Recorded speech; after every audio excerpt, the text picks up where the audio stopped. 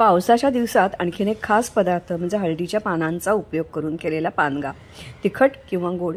शेतामधून ही अशी हिरवीगार पानं आणि काकडी या दिवसात येते।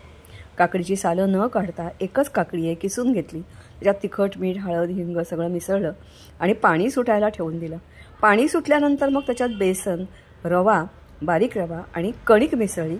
कणिक थोडी जास्ती घेतली तरी चालेल आणि थोडं पाणी मिसळून असं हे लिबलिबीत करून घ्या। तोपर्यंत कुकरवर जाळी पसरा ठेवा आणि कुकर गरम करत ठेवा। आता पानाला तेलाचा हात लावून घ्या आणि मग त्याच्यावर 3 गोळ्यापैकी 1 गोळा ठेवा।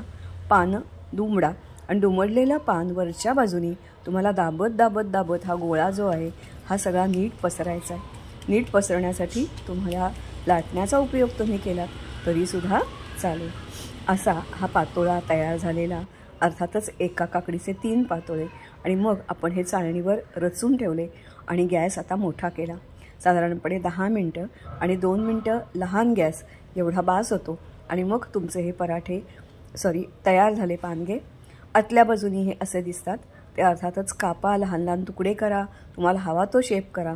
लोणी आणि लिंबाचं लोणचं याच्याबरोबर खा, हवी तर चटणी पण घ्या।